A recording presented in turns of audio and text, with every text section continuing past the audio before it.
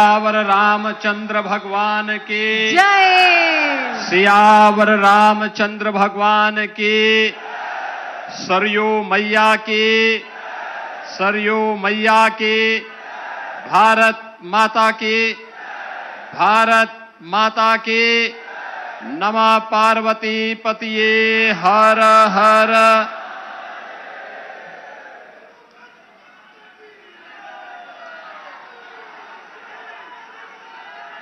धनघटा विधानसभा और खजनी विधानसभा के विकास कार्यों के उद्घाटन और शिलान्यास के लिए आयोजित आज के इस कार्यक्रम में मंच पर उपस्थित प्रदेश सरकार में ग्राम्य विकास विभाग की राज्य मंत्री और प्रभारी मंत्री संत कबीर नगर श्रीमती विजय लक्ष्मी गौतम जी,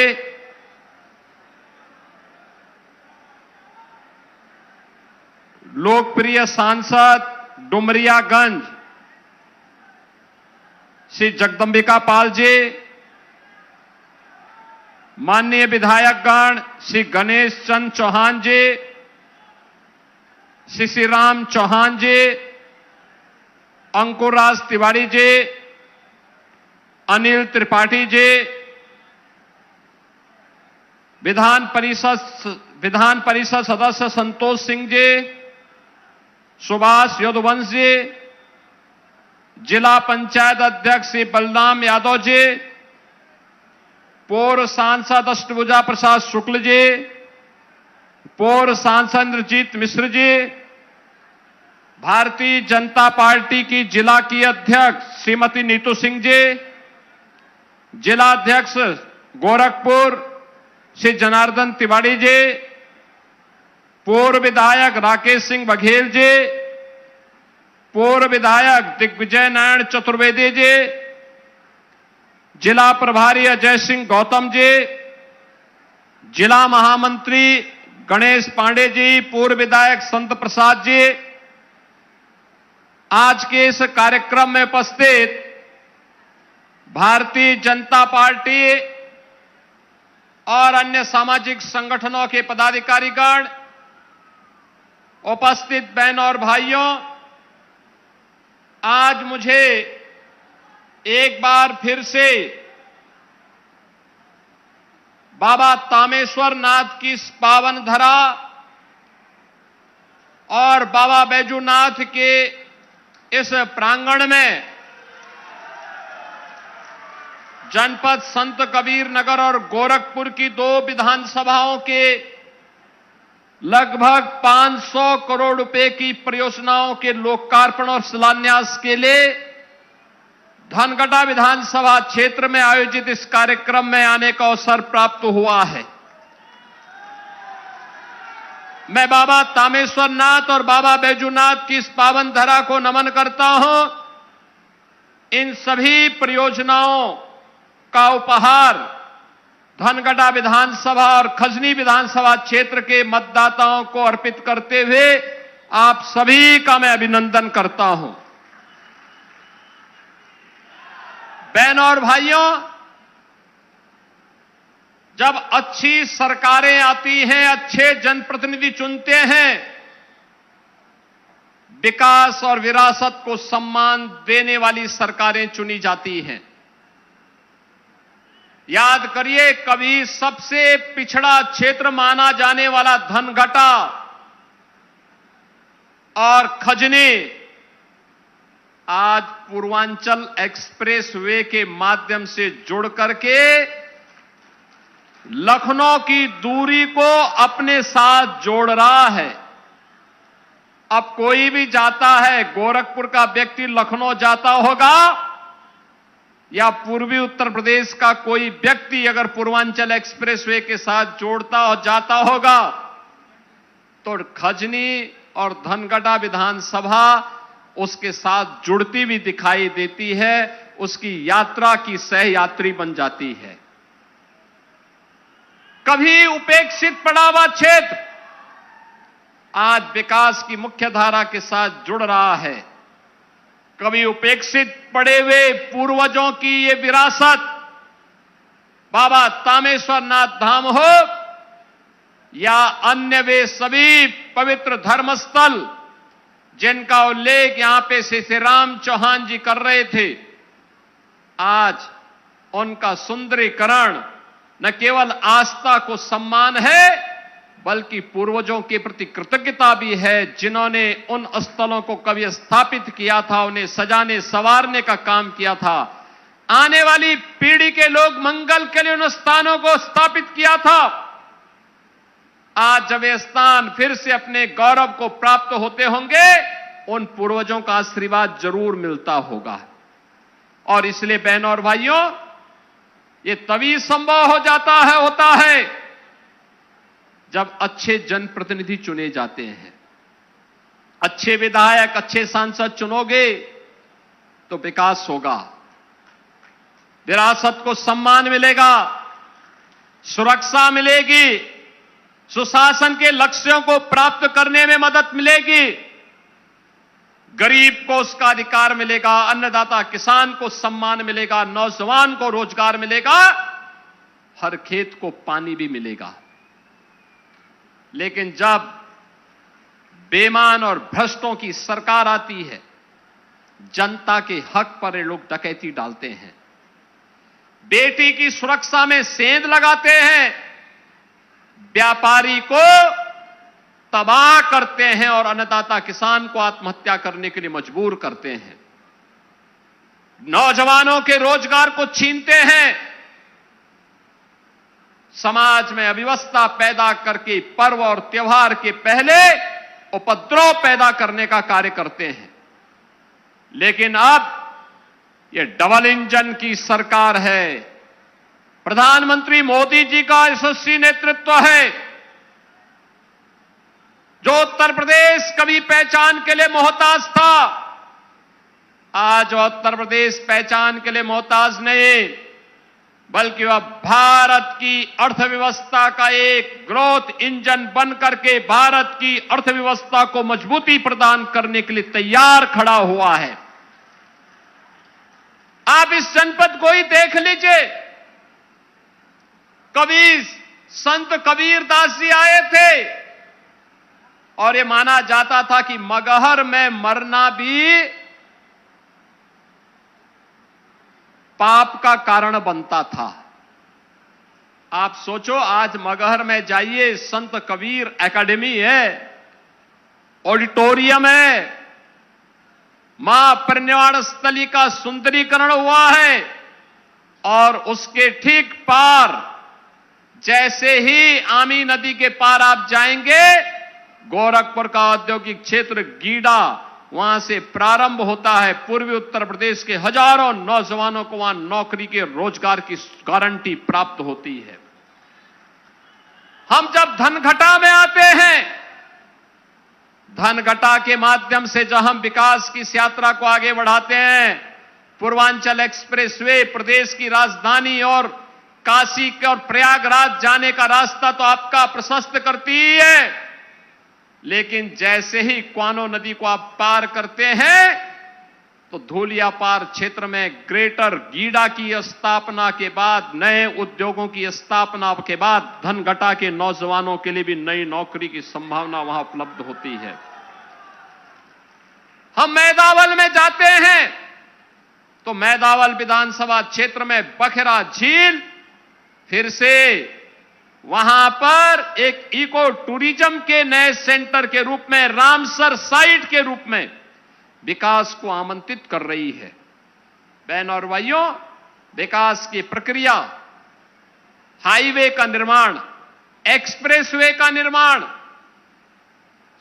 जनपदीय सड़कों का निर्माण, ग्रामीण सड़कों का निर्माण युद्ध स्तर पर तो हो रहा है, अन्य कनेक्टिविटी को भी मजबूती प्रदान करते हुए विकास की गति को कई गुना बढ़ाने का कार्य कर रहा है। जहां पे उच्च शिक्षा के संस्थान नहीं, वहां संस्थान खोले जा रहे हैं। कहीं डिग्री कॉलेजेस, कहीं पॉलिटेक्निक, कहीं आईटीआई, कहीं चिकित्सालय, पुराने जो विद्यालय थे ऑपरेशन कायाकल्प के माध्यम से प्रोजेक्ट अलंकार के माध्यम से उनके पुनरुद्धार का काम किया जा रहा है। कहीं पे अटल आवासीय विद्यालय बनाए जा रहे हैं, कहीं मुख्यमंत्री कंपोजिट विद्यालय के माध्यम से शिक्षा में आमूलचूल सुधार करके आने वाली पीढ़ी के भविष्य को उज्जवल बनाने का काम किया जा रहा है। बहनों और भाइयों, ये इसलिए जिससे आने वाली पीढ़ी को किसी के सामने हाथ फैलाना न पड़े, जब चले तो गौरव के साथ चले कि मैं भी संत कबीर नगर जनपद का वासी हूं, मुझे भी आगे बढ़ने का अधिकार है। मैं भी कह सकता हूं कि हां, मैं भी अपने अधिकार को लेकर के रहूंगा और यह सरकार आपका अधिकार आपको दिलाने के लिए आज आपके द्वार आई है। और उसी क्रम में आज मुझे इन दोनों विधानसभाओं की दिशा से यहां पर आने का अवसर प्राप्त हुआ है। बहनों और भाइयों, कभी 2 बार था। आप गोरखपुर की बेलघाट और खजनी विधानसभाओं में सिकरीगंज की कनेक्टिविटी को देखते, कितनी खराब थी। धनकटा कितनी खराब स्थितियां थी। आज तो मैं कहता हूं, आपको लखनऊ जाने के लिए खल्लाबाद जाने की आवश्यकता नहीं। बेलघाट वासियों को लखनऊ जाने के लिए अब सहजनवा जाने की आवश्यकता नहीं, गोरखपुर जाने की आवश्यकता नहीं। सीधे निकले और पूर्वांचल एक्सप्रेसवे के साथ सीधे 2 घंटे में लखनऊ की दूरी। आप सोचो, कोई सोचता था कि लखनऊ 2 घंटे में पहुंच पाएंगे? लेकिन ये संभव हुआ है क्योंकि डबल इंजन की सरकार आपके पास है। और डबल इंजन की सरकार विकास की स्पीड को इतनी तेजी के साथ आगे बढ़ाने का काम करती है। बहनों और भाइयों, यहां पे विकास की ढेर सारी योजनाओं के बारे में चर्चा हुई। मैं पिछले दिनों तामेश्वर नाथ धाम पे भी आया था और मैंने तब भी कहा था, हमारी इच्छा है तामेश्वर नाथ धाम को एक पहचान मिले, वहां कॉरिडोर का निर्माण हो, लोग सहयोग करेंगे, कंपनसेशन भी मिलेगा और अगर आवश्यकता समझेंगे तो उनको जमीन भी आवंटित हो जाएगी। लेकिन अगर कॉरिडोर को दे देंगे तो विकास बहुत तीव्र गति से होगा। जो लोग पूजा करते हैं उनके किसी कार्यक्रम में हमारा हस्तक्षेप नहीं। हमारा हस्तक्षेप तो यह है कि यहां की आस्था के प्रतीक को सम्मान मिले, भव्य स्वरूप हो, कॉरिडोर ऐसे ही विकसित हो जैसे बाबा विश्वनाथ धाम का काशी में हुआ है, जैसे अयोध्या का पुनरुद्धार हुआ है, जैसे मां विंध्यवासिनी धाम में आज जो भी जाता है प्रफुल्लित होकर के आता है। यही तो है डबल इंजन की बीजेपी सरकार को समर्थन देने का परिणाम। और इसलिए बहनों और भाइयों, विकास की इस प्रक्रिया को हमें मजबूती के साथ आगे बढ़ाने की आवश्यकता है। आज बहनों और भाइयों, विकास के लिए पैसे की कमी नहीं। ये डबल इंजन की सरकार सुरक्षा भी देना जानती है, सुशासन के लक्ष्यों को भी स्थापित करना जानती है और साथ साथ हर एक नागरिक को उसके कर्तव्यों के साथ जोड़ते हुए उसका अधिकार उसे प्राप्त हो, इसको भी देना जानती है। आज 25 जून की तिथि है, 25 जून 1975, भारत के इतिहास का एक काला दिन। इसी दिन कांग्रेस ने भारत के लोकतंत्र का गला घोंटने का काम किया था। देश के अंदर नागरिक अधिकार पूरी तरह सस्पेंड कर दिए गए थे, निलंबित कर दिए गए थे। न्यायपालिका की शक्ति को सीमित कर दिया गया था, मीडिया पर प्रतिबंध लगा दिया गया था। आज 50 साल से अधिक हो गए। याद करिए, ये कांग्रेस के लोग और समाजवादी पार्टी के लोग कैसे आंखों में धूल झोंकने का काम करते हैं जब ये देश आपातकाल के लोकतंत्र की हत्या के स्वर्ण जयंती वर्ष में प्रवेश कर रहा था। तब ये दोनों दल देश की जनता के साथ झूठे वायदे कर रहे थे, उनकी आंखों में धूल झोंकने का काम कर रहे थे। इन लोगों ने 2014-24 के चुनाव में जनता जनार्दन से कहा था उस समय कितना गुमराह किया था, संविधान की प्रति लेकर के घूम रहे थे। सच्चाई क्या है? सच्चाई है कि आज ही के दिन 25 जून 1975 को कांग्रेस ने, श्रीमती इंदिरा गांधी ने देश के अंदर आपातकाल थोप दिया था, नागरिक अधिकार निलंबित कर दिए थे, जनता की आवाजाही पे रोक लगा दी थी, उनके मतदान करने के अधिकार को छीनने का प्रयास किया था और बाबा साहब भीमराव अंबेडकर के द्वारा बनाए गए संविधान को अपमानित करने का काम किया था। उस समय इन्होंने देश के सभी दलों के नेताओं को जबरदस्ती जेल के अंदर ठूंसने का काम किया था, चाहे वह जयप्रकाश नारायण जी हो, अटल बिहारी वाजपेयी जी हो, लाल कृष्ण अडवाणी जी हो, डॉक्टर मुरली मनोहर जोशी जी हो, राज नारायण जी हो, सभी बड़े नेताओं को, मुलायम सिंह यादव जी को भी जेल में डाल दिया था। बहन और भाइयों, चौधरी चरण सिंह जी को जेल में डाल दिया था, चंद्रशेखर जी को जेल में डाल दिया था, इसलिए क्योंकि इन्होंने लोकतंत्र की वकालत की थी, तानाशाही का विरोध किया था। राहुल गांधी और अखिलेश यादव किस मुंह से आज जनता के बीच में जाकर के लोकतंत्र की दुहाई की बात करते हैं और किस मुंह से इस संविधान की प्रति लेकर के घूमते हैं। संविधान का जितना बड़ा अपमान कांग्रेस ने और समाजवादी पार्टी ने किया है, किसी ने भी नहीं किया। और इसलिए बहनों और भाइयों, मैं आज आप सबसे कहने के लिए आया हूं, बाबा साहब डॉक्टर भीमराव अंबेडकर के सपने को साकार करने का काम, भारत के संविधान को सम्मान देने का काम, भारत के विरासत को सम्मानित करने का कार्य, गांव, गरीब, किसान, नौजवान, महिला, समाज के प्रत्येक तबके को उसका अधिकार ईमानदारी के साथ देने का काम अगर किसी ने किया है तो डबल इंजन की भारतीय जनता पार्टी की सरकार ने किया है। और डबल इंजन की इस भारतीय जनता पार्टी की सरकार के कारण ही आज गरीब राशन प्राप्त करता है, आज गरीब को 5 लाख रुपए की आयुष्मान भारत की सुविधा प्राप्त है, आज गरीब के घर में गरीब को सिर ढकने के लिए छत है। यहां के कार्यक्रम के पहले मैं भारत सरकार के ग्रामीण विकास और कृषि मंत्री श्री शिवराज सिंह चौहान जी के साथ ही हम समीक्षा बैठक में थे।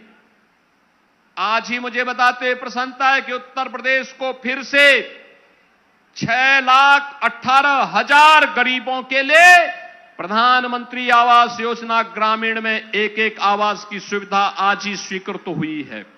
बहुत शीघ्र इन 6,18,000 गरीबों को एक आवास की सुविधा प्रदान करने का काम है डबल इंजन की सरकार करने जा रही है। और इसलिए बहनों और भाइयों, आज के इस अवसर पर आप सभी को 475 करोड़ रुपए की लागत से 139 करोड़ की जो परियोजनाएं हैं, 139 विकास परियोजनाएं हैं, इन सभी परियोजनाओं के लिए, जिनमें 225 करोड़ की परियोजनाएं धनगटा विधानसभा की और 251 करोड़ रुपए की परियोजनाएं खजनी विधानसभा की है, इन सब की सौगात में आप दोनों विधानसभाओं के मतदाता बंधुओं को अर्पित करता हूं। आप सबका आह्वान करता हूं, डबल इंजन सरकार के साथ रहिए, विकास की प्रक्रिया में सहभागी बनिए, सुशासन और समृद्धि के लक्ष्यों को प्राप्त करने के लिए आने वाली पीढ़ी के भविष्य को उज्जवल बनाने में आप सभी अपना योगदान देंगे। इस विश्वास के साथ आप सभी के प्रति मैं अपनी शुभकामनाएं देता हूं। धन्यवाद। जय हिंद, जय जय श्री राम।